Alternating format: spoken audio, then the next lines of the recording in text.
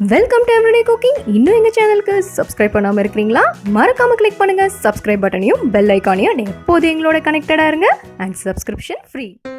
இன்றைக்கி நம்ம ரவையை யூஸ் பண்ணி சூப்பராக நல்லா வாயில் கரையிற மாதிரி ஒரு அல்வா செய்ய போகிறோம். இதுக்கு 1 கப் ரவை எடுத்துக்கோங்க. இது நம்ம உப்புமாவுக்கு எப்பயும் யூஸ் பண்ணுற ரவை தான்.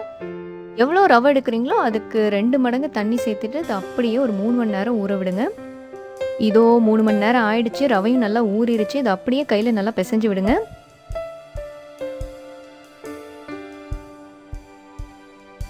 இதோட அடிஷ்னலாக இன்னும் 1 கப் அளவுக்கு நம்ம தண்ணி சேர்க்க போகிறோம். ஸோ 1 கப் ரவைக்கு மொத்தமாக 3 கப் தண்ணி. இதை இப்போ நம்ம வடிகட்ட போகிறோம். துணி பாத்திரத்தில் நிற்காது, அதுக்காக நான் சப்போர்ட்டுக்கு தான் இந்த சல்லடை வச்சுருக்கேன். நான் துணியில் தான் வடிகட்ட போகிறேன். அப்போ தான் நல்லா ஃபைனாக வடிகட்டும். கொஞ்சம் கொஞ்சமாக ஊற்றி நல்லா வடிகட்ட ஆரம்பிங்க.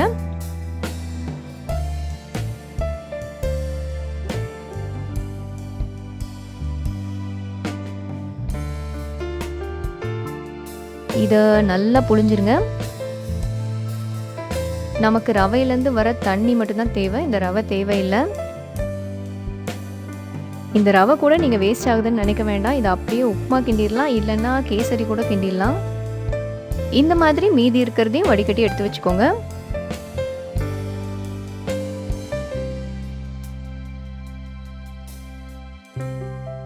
இதோ வடிகட்டி முடிச்சாச்சு. இந்த தண்ணி தான் நம்மளுக்கு முக்கியம். இதில் தான் நம்ம அல்வா கிண்ட போகிறோம்.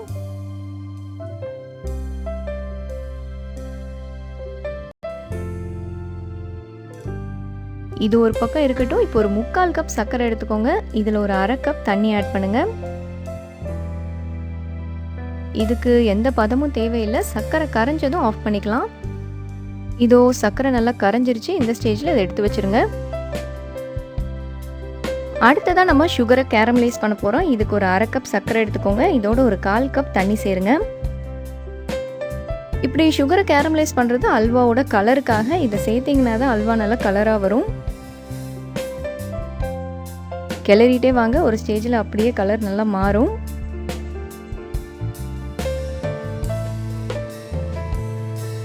நல்ல ஒரு கோல்டன் ப்ரௌன் கலர் வரணும். அது வரைக்கும் நல்லா கிளறுங்க.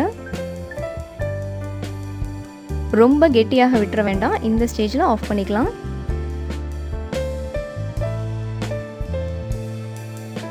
இப்போ நம்ம திரும்பவும் அந்த சர்க்கரை கரைச்சி வச்சுருக்கோம் பார்த்தீங்களா, அந்த பாத்திரத்தை எடுத்து வச்சுக்கலாம். இதில் நம்ம ரவையை ஃபில்டர் பண்ணி எடுத்தோம் இல்லைங்களா, அந்த பாலை ஆட் பண்ணுங்க.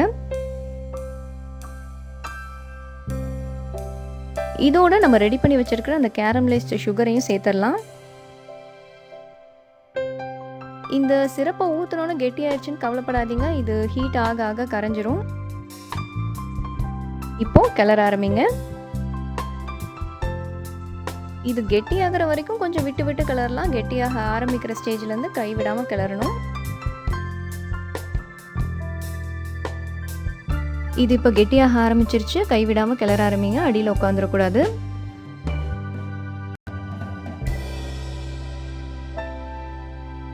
இது இப்போ ஓரளவுக்கு கெட்டியாயிடுச்சு. ஒரு 2லேருந்து 3 ஸ்பூன் நெய் விட்டுக்கோங்க.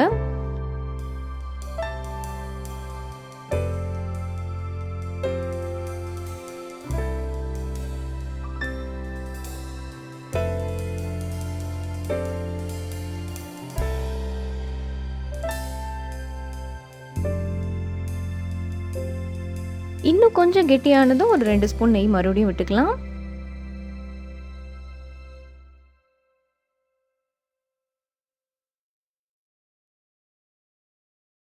இது இப்போ ஓரளவுக்கு அல்வா பதத்துக்கு வந்துருச்சு. இன்னும் கொஞ்சம் ஒட்டாமல் வரணும். அதுக்குள்ளே நம்ம முந்திரி பருப்பை வறுத்து இதில் ஆட் பண்ணிடலாம்.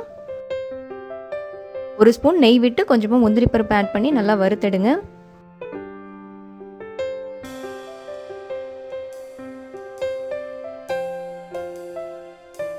இதோ பருப்பு வறுப்பட்டுருச்சு. இதை அப்படியே அந்த அல்வாவோட சேர்த்துருங்க. இப்போ கொஞ்சம் ஓரம்லாம் ஒட்டாமல் வர வரைக்கும் இதை கிளறலாம். இதில் ஒரு பிஞ்ச் ஏலக்காய் தூள் சேர்த்துக்கோங்க. நல்லா வாசனையாக இருக்கும்.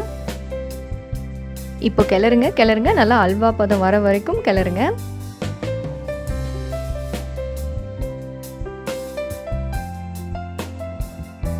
இப்போ பார்த்தீங்கன்னா நல்லா கண்ணாடி மாதிரி வந்துருச்சு. ஓரெல்லாம் கூட ஓரளவுக்கு ஒட்டாமல் வந்திருக்கு. இந்த ஸ்டேஜில் ஸ்டவ் ஆஃப் பண்ணிக்கலாம்.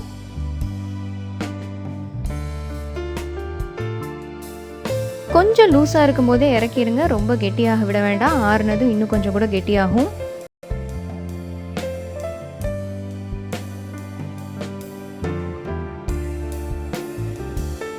இதை இப்போ நெய் தடவுன பாத்திரத்துக்கு மாற்றலாம். ஒட்டாமல் இருக்கிறதுக்காக கொஞ்சமாக நெய் விட்டு பாத்திரத்தில் நல்லா தடவிட்டு இந்த அல்வாவை போட போகிறோம்.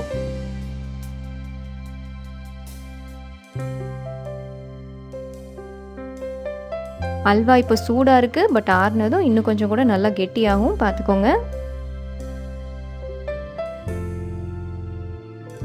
இதோ ரொம்ப ரொம்ப சூப்பரான செம்ம டேஸ்டான ரவா அல்வா ரெடி ஆயிடுச்சு. உங்களுக்கு பிடிச்சிருக்குன்னு நம்புகிறோம். வேறொரு இன்ட்ரெஸ்டிங்கான ரெசிபியோடு உங்களை சந்திக்கிறோம். மறக்காமல் எங்கள் சேனலுக்கு சப்ஸ்கிரைப் பண்ணுங்கள்.